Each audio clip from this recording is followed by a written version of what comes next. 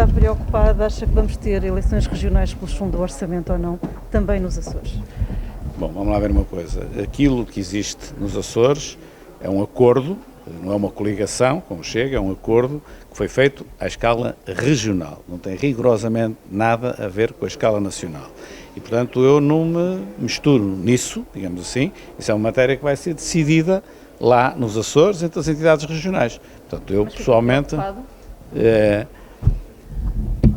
Não sei, depende daquilo que acontecer à escala regional, sendo que aquilo que tem sido dito aqui no continente é uma coisa diferente. No continente aquilo que está em causa é se pode haver ou não uma coligação entre o PSD e o Chega antes ou depois das eleições. E aí não há acordo, porque nós dizemos que coligação não, e o Chega diz só há se houver coligação. Portanto, aqui há uma incompatibilidade. O que está nos Açores não é nada disso. É apenas um apoio parlamentar com base num acordo que tem, salvo erro, 4 pontos e que foi feito lá à escala regional, nada à escala nacional. Mas é lá que está em causa, mas é lá que parece estar em causa toda esta questão e o eventual chumbo do orçamento e caída do Governo Regional. Mas a pergunta é, já falou com o Dr. André Ventura ou não e está preocupado ou não?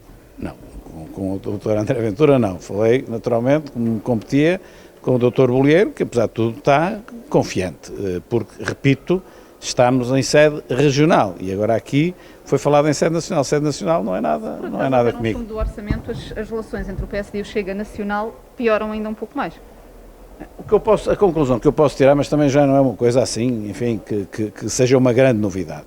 E isto vai ter de se resolver efetivamente nas eleições de 30 de janeiro, é que ou há realmente uma concentração de voto no PSD, que é um voto que realmente é útil para conseguir estabilidade no país, ou se houver uma grande fragmentação de votos em partidos pequenos, naturalmente que depois o país fica numa situação de governabilidade muito mais difícil. Portanto, isto só vem comprovar, efetivamente, que para o sistema partidário nacional é positivo haver duas alternativas, ou o PSD ou o PS. E depois, quanto mais fragmentação houver, alguma haverá sempre, com certeza, mas se houver muita fragmentação, com partidos com um deputado, 2 deputados, 3 deputados, naturalmente que a governabilidade fica difícil, como agora se está a ver. Na primeira oportunidade criam logo instabilidade nos Açores. O deputado do Chega dos Açores diz que está em negociações com o Governo Regional. Confirma essa notícia? Não confirmo, pelas razões que disse há bocado. Isso é matéria regional e eu em matéria regional não me meto. Limitei-me a obter informações junto do Presidente do Governo Regional, mas aquilo é totalmente no quadro da decisão do PSD nos Açores e no Chega não sei como é que eles fazem. Mas acha que estamos perto de umas eleições regionais nos Açores ou não? Aquilo que é a informação que eu tenho é que não, mas não sei. Sr. Doutor, tive aqui o Dr. Manuel Ferreira Leite neste evento, exatamente, na apresentação deste conjunto de textos. Foi um sinal de que é uma apoiante sua nestas eleições diretas? Sentiu isso? Ou sente isso? Não vou meter por aí, nem vou substituir isso. O Dr. Manuel Ferreira Leite esteve aqui, penso eu, fundamentalmente na qualidade da antiga Ministra das Finanças, num governo PSD, numa coisa que é organizada pelo Conselho Estratégico Nacional do PSD. Portanto, só isso, não vejo nisso. É uma ideia para a reforma fiscal que o PSD há de apresentar? Não levo daqui, hoje, desta sessão, mas o livro que hoje aqui foi apresentado é seguramente um instrumento muito importante para o programa eleitoral que estamos a elaborar e que é elaborado em primeira linha através do Conselho Estratégico Nacional, como todos nós sabemos, está em funcionamento aí há quase 4 anos, há mais de 3 anos, com muitas secções, muito pensamento, muitos documentos produzidos e, portanto, no quadro fiscal, este é mais um documento, e grande, sobre a reflexão que devemos fazer e as propostas que devemos fazer no quadro fiscal, que, como sabemos, lá no fim tem um objetivo claro, que eu já disse por diversas vezes, que é a redução da carga fiscal, isso seguramente, mas depois fica justamente aquilo que ali falaram, o mix, como é que reduzimos. Se reduzimos mais nos diretos, mais nos indiretos, e no caso dos impostos diretos, mais no IRC ou mais no IRS. este estudo vem dar um contributo àquilo que, pelo menos no meu caso, já tenho uma ideia de base, como se deve fazer, mas não deixaremos de olhar também para este trabalho que tem a colaboração, como viram, de muita gente. Aqui só estiveram 4, mas tem muitos autores. Esta tarde ouvimos o Dr. Manuel Ferreira Leite criticar o e-voucher. Eu queria saber se o Presidente do PSD acompanha essas críticas. Eu recordo que o Dr. Manuel Ferreira Leite disse que esta ferramenta era de mau gosto e sem sentido. Acompanha? Acompanho. Acho que não é eficaz, acho que há burocracia a mais e no caso dos combustíveis, por exemplo, então isso ainda é mais flagrante, mesmo no caso dos restaurantes, mas aí, dada a pandemia, ainda podemos perceber. No caso dos combustíveis ninguém entende nada, então quer dizer, pagamos o imposto e depois o imposto é devolvido através de um esquema burocrático, que é muito simples.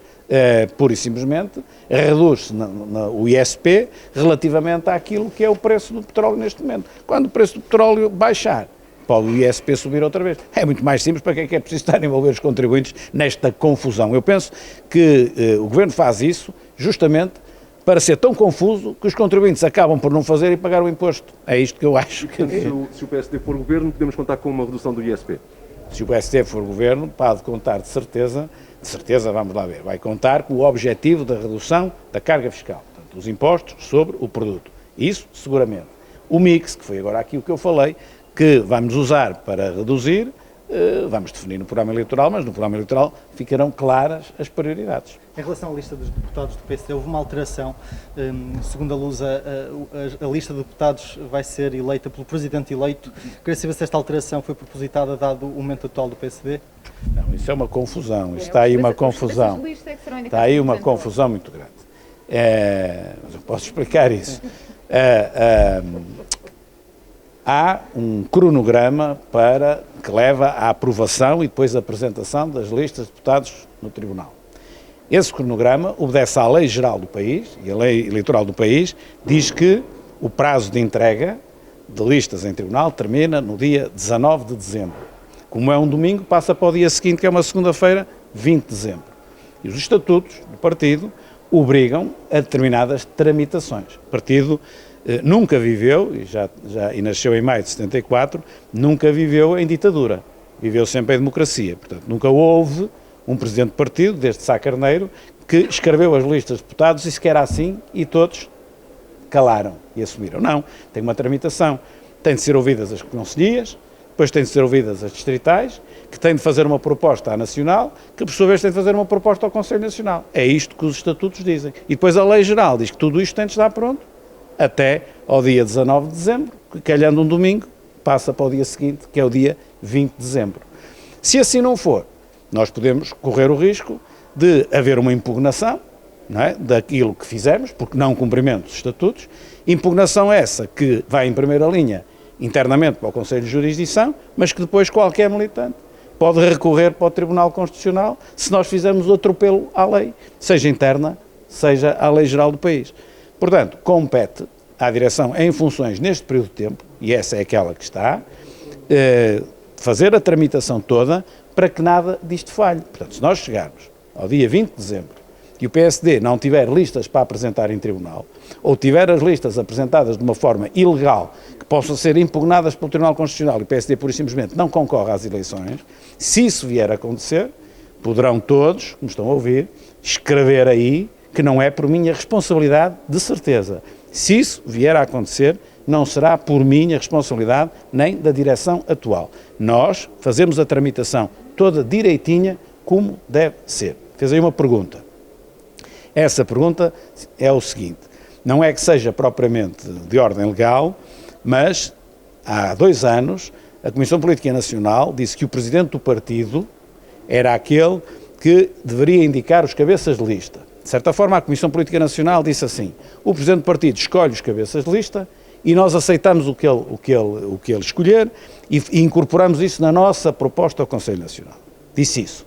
E aquilo que eu propus à Comissão Política Nacional, sabendo que há eleições diretas no PSD no dia 27 de novembro, é possível que a indicação desses cabeças de lista não seja feita pelo presidente que está neste momento, que sou eu, mas sim por aquele que vier a ser eleito em 27 de novembro, que posso ser eu ou não.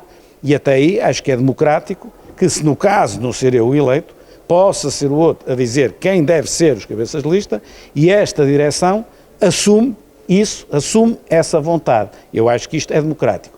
Coisa diferente é a Comissão Política Nacional fazer de notário e então quem for eleito, se não for eu, diz assim, olha, a lista que eu quero é esta. E nós pomos o carimbo e segue para o Conselho Nacional. Isso é que já não pode ser, porque isso significaria uma coisa que nunca aconteceu, como digo, nos quase 50 anos de vida do partido, em que o Presidente do partido, seja ele qual for, faz a lista de deputados de cima a baixo e não diz mais nada. Isso não existe. Isso não pode ser assim. Tirando o cabeça de lista, a restante ordenação da lista, na sua opinião, cabe à Comissão Política. O cabeça de lista, não é na minha opinião, não é na minha opinião, é naquilo que é absolutamente estatutário. Isso não tenha dúvida rigorosamente nenhuma, não é? Portanto, aquilo que se está a fazer é o cumprimento. Um bocadinho tardio, se nós olharmos àquilo que fizemos há 2 anos, fizemos com mais tempo, já vinha mais de trás, demos mais tempo para fazer isto, simplesmente também se compreende que, havendo congressos, diretas, as eleições são antecipadas, não se sabia à distância, que se compreende que isso esteja feito um bocadinho mais acavalado, digamos assim, no tempo. Agora, é evidente que tudo isto tem de ser resolvido. Agora, não se pode pedir, não é, porque nem isto é sequer democrático nem sensato, que se diga assim, o Presidente eleito a 27 de novembro, não é? É que diz quais são as listas, diz à Comissão Política Nacional, a lista é esta, siga. Não pode fazer isso, nem que seja eu, como é evidente, que ainda por cima sou já o atual Presidente. Então, alguém aceitava que a 28 de novembro, tendo eu sido eleito, eu fizesse as listas pela minha mão e dissesse à Direção Nacional, se não se importam, mandam isso para o Conselho Nacional. Isto não existe, não pode existir, sinceramente. Portanto, o máximo que nós podemos fazer, e eu acho que isso é compreensível, é se nas eleições de 19 fui eu que indiquei os cabeças de lista e a Comissão Política Nacional disse escreve o que quiseres, que nós assumimos, agora devíamos fazer a mesma coisa com o eleito a 27 de novembro, que posso não ser eu. Se for eu está tudo facilitado, se não for, posso não ser eu. Não está facilitado, mas nós desse ponto de vista facilitamos. Coisa diferente é dizer, não, quem ganhar faz tudo e mais alguma coisa, isto nunca foi assim, nem é assim num partido democrático, nem eu queria, para mim, essa responsabilidade. Não devia ser o líder eleito a negociar com os distritais e depois conselheiros? Não, isso, já vi que a Rita não é de direito, não sei se tem aqui alguém à minha frente de direito, eu também não sou de direito, mas consigo perceber os estatutos. Não, aquilo que os estatutos dizem, e vai lá ver, quem tem a competência de propor ao Conselho Nacional as listas de deputados. Quem tem a competência, quem tem essa competência é um órgão que se chama Comissão Política Nacional. E é assim há muitos, muitos anos, desde que eu me conheço, provavelmente desde a fundação do partido. Nunca foi uma pessoa só, o líder, eu, por exemplo, neste momento, que digo os deputados, os 230, mais os suplentes, as 300 pessoas ordenadas desta maneira, e é assim que se diz. Não, isso seria em ditadura. Ora, isto não é uma ditadura. Estamos a falar de ser um líder apenas a indicar, estou a falar da negociação conjunta entre as estruturas e o novo líder eleito. Nesse caso, a Comissão Política não devia assinar de cruz, digamos assim. A Comissão Política escolheu, o Congresso Nacional e os militantes escolheram uma dada direção e uma dada pessoa, que sou eu, para líder do partido há 2 anos. Nunca foi questionada o problema de as suas características, pelas suas características tinha de passar o assinar de cruz. Porque se dissessem assim, mas o líder do partido, que quer ser primeiro-ministro, é alguém que deve ter como sua característica assinar de cruz. Se isso fosse assim, eu nunca seria líder do partido, com os anos de vida que levo, nunca assinei de cruz. Mas não temo que as listas possam ser chumbadas no Conselho Nacional e o PSD fique mesmo com o imbróglio jurídico à beira do prazo limite? Isso aí vai depender, naturalmente, do bom senso do Conselho Nacional, como é evidente, e já agora também de algum bom senso de quem apresenta. Isso é evidente. Agora, não vejo, volto a repetir, e penso que isto é muito claro, eu falo em direito, mas quase podia ser matemática, volto a repetir. Aquilo que a lei diz é que as listas têm de ser apresentadas no dia 19 de dezembro, que passa para 20 de dezembro, porque 19 de dezembro é um domingo. O Congresso do PSD termina nesse mesmo dia, 19 de dezembro. Se nós não tomarmos este procedimento, chegamos domingo à tarde, dia 19 de dezembro, e é preciso acionar os mecanismos todos para que as listas entrem a 20 de dezembro. E os mecanismos todos é dialogar com as conselhias, dialogar com as distritais, dialogar não, pedir às concelhias que enviem às distritais os seus candidatos, as distritais fazerem a lista, proporem à Comissão Política Nacional, a Comissão Política Nacional elaborar a proposta, fazer o Conselho Nacional e, entretanto, pelo caminho, inscrever o novo secretário-geral, penso que é no Tribunal Constitucional, e ele, entretanto, passar as procurações a 20 mandatários distritais e regionais, tudo isto para fazer em umas horas.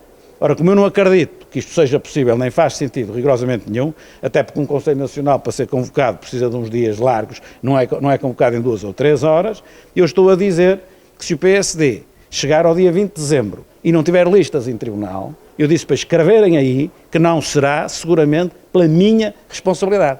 Portanto, se depois fizerem a asneira, escusam de vir dizer e sacudir a água do capote, dizendo a culpa está lá atrás. Não está lá atrás. Lá atrás estamos a fazer como deve ser, tudo direitinho.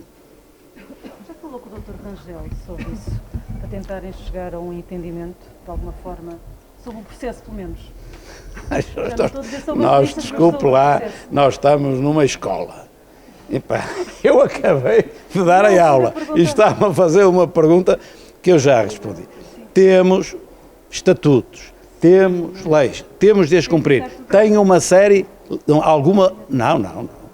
Mas evitar o quê? Evitar o quê? Evitar que as concelhias se pronunciem sobre os candidatos que querem no seu conselho? Evitar que a distrital participe na elaboração das listas distritais? Não ligar pura e simplesmente a isso? Passar por cima de tudo e depois no fim 2 pessoas numa sala dizem como é? Obrigado.